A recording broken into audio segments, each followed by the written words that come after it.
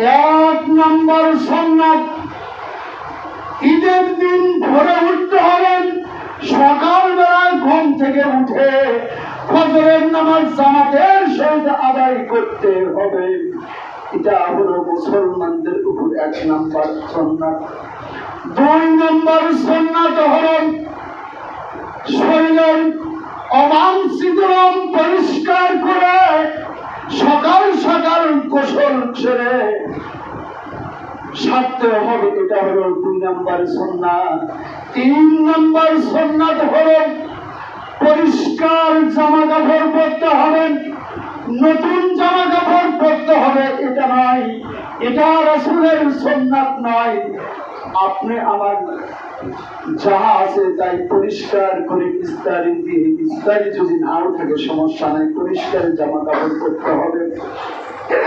আমার মুসলমান ভাইয়ের, আমার মসজিদের জায়গা সংকলন হচ্ছে, আমরা সবাই একটু চাপিয়ে চাপিয়ে বসি, আমরা কাতারবদ্ধ হয়ে বসি। আজকে মুসল্লির সংখ্যা একটু বেশি, শহর থেকে আমাদের ভাইরা চলে এসেছেন গ্রামে, ঠিক কিনা? এরপর চতুর্থ নম্বর সুন্নাত হলো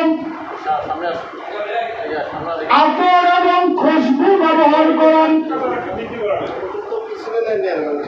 এরপর পঞ্চম নম্বর সুন্নাত হলো ঈদগাহে যাওয়ার পূর্বেই ঈদুল ফিতরের যে ফিতরা, আমাদের যে সাদকায়ে ফিতরা, এই ফিতরার টাকা পরিশোধ করতে হবে।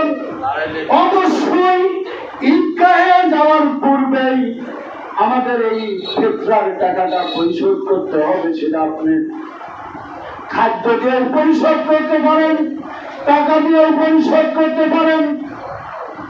এরপর আমরা যখন ঈদগাহের দিকে যাব, আমরা তাকবীর পাঠ করতে করতে যাব, আল্লাহু আকবার, আল্লাহু আকবার, লা ইলাহা ইল্লাল্লাহু আল্লাহু আকবার, আল্লাহু আকবার ওয়া লিল্লাহিল হামদ।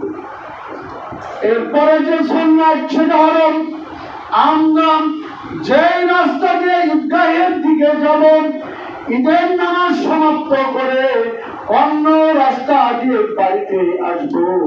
আমার ভাইরা, আমাদের অনেক রাস্তা এমন আছে, ঈদগাহে যাওয়া আসার পথ একটাই আছে না, অনেকে এমনও আছে যে আমরা যে রাস্তায় যাই বিকল্প কোনো রাস্তা পাই না। আমার মুসলমান ভাইরা, আমার সেই ক্ষেত্রে আমরা রাস্তার যদি